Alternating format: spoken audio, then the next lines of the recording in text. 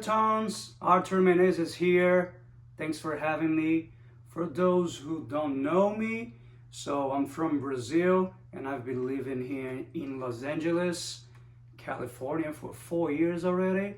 And I have a blues, rock, independent solo career going on.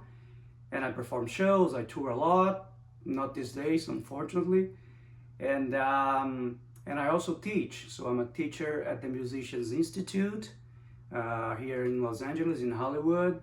I have some courses at Jam Play, Jam Track Central. My True Fire lesson is gonna be recorded soon. We have to reschedule that because of all the situation with the coronavirus. And I performed last year at Eric Clapton's Crossroads Guitar Festival, and I won the award for Best Guitarist, the Gibson Award for Best Guitarist in 2018 by the Blues Foundation here in US. So I hope you guys are safe and healthy out there. And the way that I'm dealing with all this situation is I'm just working on the lyrics and on the vocal lines for my new record that it's being produced by Josh Smith, and he also produced my last record. He's producing this one again. He's gonna be featured in one of the songs, which is great because he's amazing, one of my favorites. And we're also gonna have Joe Bonamassa on the record too, which is awesome. So I'm working on the lyrics right now because we have everything recorded. We just need to go now for the vocals. And I'm teaching online a lot, so I have also private lessons, group lessons through Zoom, and I'm, constantly playing at home, just jamming, and trying to meditate as much as I can to deal with all this isolation.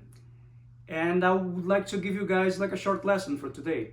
So most of my students, they come to me and they say, you know what, I'm trying to sound, I'm tired of sounding like all the time the same, playing minor pentatonic, it's all the time the same. The thing is, you can sound great with the minor pentatonic, and there's nothing wrong with that. It's just the way that you use it, and even if you use it in a repetitive way, it's still awesome, Some guys like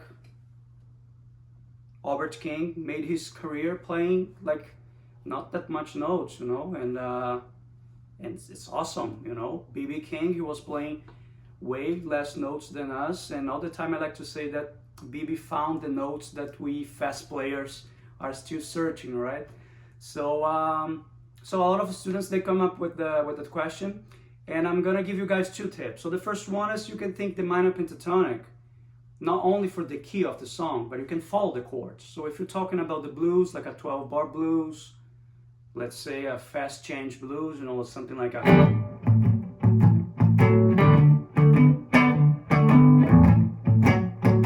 So you can follow those chords. So over the A, we can go A minor pentatonic, which is tonic, flat 3, 4, 5, and flat 7. You guys know that. And then we go again, tonic, flat 3, 4, 5, flat 7, tonic, flat 3, 4, 5, flat 7, tonic, and keep going, That's so when you play like stuff like a...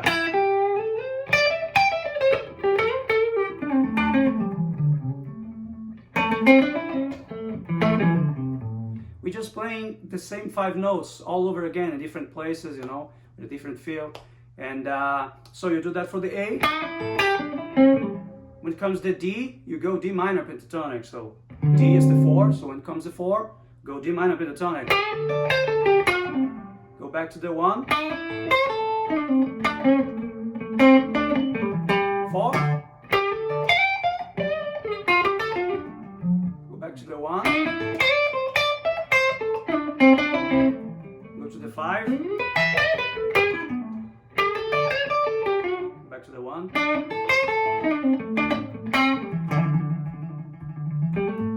So you can think like that. And if you don't want to keep doing those big jumps, like I was doing, I was playing A here, D here, E right here. And there's nothing wrong with that. Stevie Ray was doing that a lot. Let's say something like in the key of E when he was playing like a...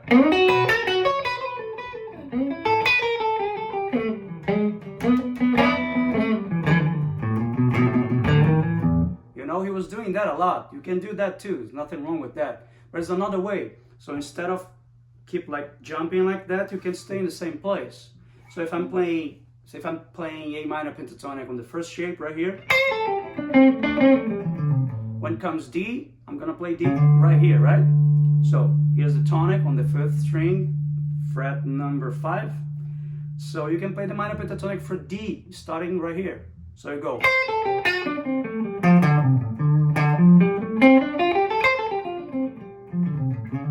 Right? So you can go like...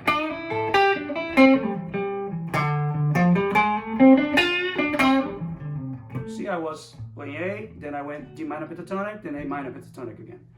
And then when it comes, when the E comes, the 5 comes, I can play right here. So 5 is right here, so I can go.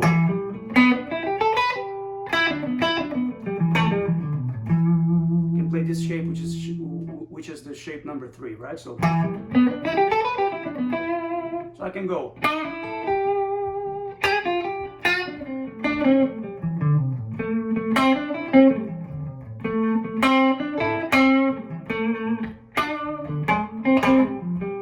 I'm sorry, I messed up. I'll do it again so I can go. Go back to the 1. Comes the 4.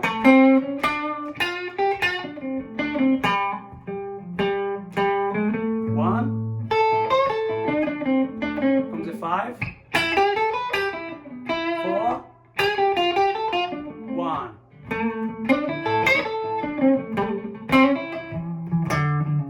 Cool? So it's a very cool way, and then you can keep doing that, the same thinking, the same approach, different places. So if you're playing for the 1 right here, which is shape number 2, right?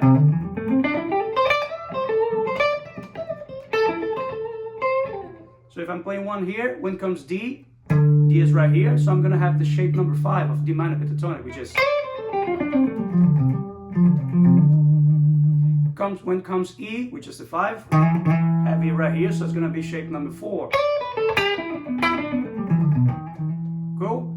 So it's a very cool approach. It's gonna change up things a little bit. If you keep following too much like I was doing, it sounds a little bit mechanic, but you know, I'm just trying to make a point. I'm not really improvising, I'm just showing this approach. But when you're playing, you can do that in a way that is gonna be more musical, you know? And there's another way. This is tip number 2, right? There was number 1, so here it goes number 2. The rule is, if you see a chord, you can play all the notes that the chord has.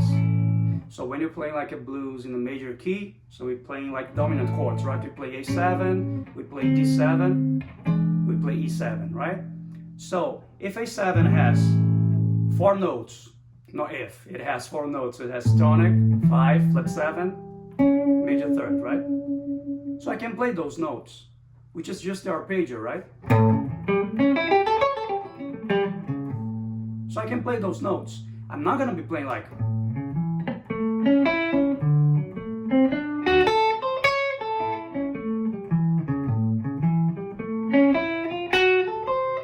I'm not gonna be playing like that, like playing the arpeggios all the time, because it's gonna sound mechanic. It's good for the exercise, so you're gonna see where the notes are. But the arpeggios, they tell me what notes I can play for each chord.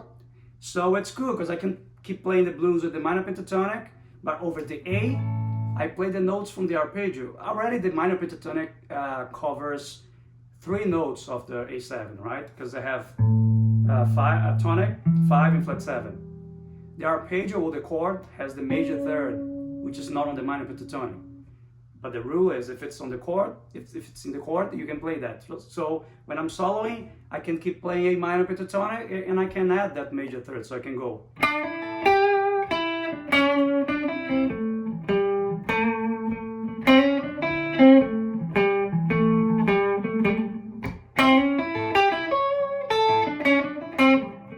And I have C sharp, which is the major 3rd of A. I have one right here, I have right here, I have right here, right? And then when I use minor pentatonic with that and with the sharp 4, which is a very cool note, you know, it's the note that makes the minor pentatonic becomes the blues scale. So if I go like a, which is a sharp 4, right?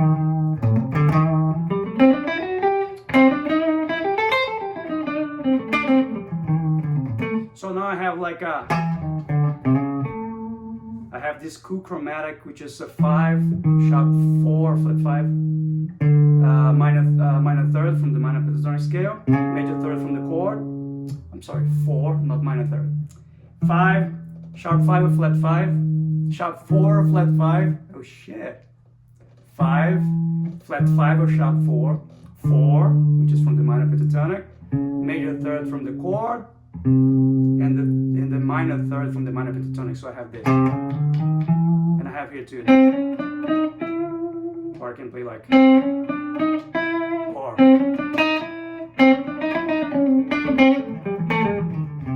So I can play a lot of cool things like.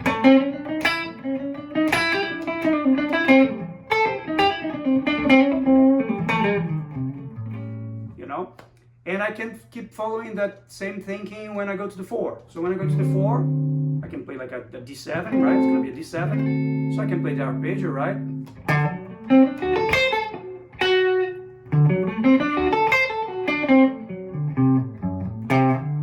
So I can play all those notes. The minor pentatonic already have those notes, except the major third. And I'm talking the minor pentatonic of D, of the 4, which is, right? So I can play that scale, and I can add the major third of D, which is F sharp. So I have F sharp here, I have F sharp here. So all the time that I have a chord changing, if I play on the downbeat of that chord changing, if I play the major third, I'm gonna be really spelling the chords. I can do the same thing with the tonics, but with the thirds, it's cool because it says the quality of the chord if it's major or minor. So I can go something like a 1, 2, 3, 4. See, from 1 to the 4, go back to the 1. Comes the 4. Stay on the 4. 1. Comes the 5, same thing. 4. So it's really cool. I can do the 5 too. So when 5 comes, which is E7, I'm gonna play the G sharp. So I have G sharp here, G sharp here. So it's a very cool approach to start sounding a little bit outside of the box, like you guys like to call. I don't like it because I don't think it's outside of the box at all, because it belongs to the chords. So there's no tension here. There is nothing.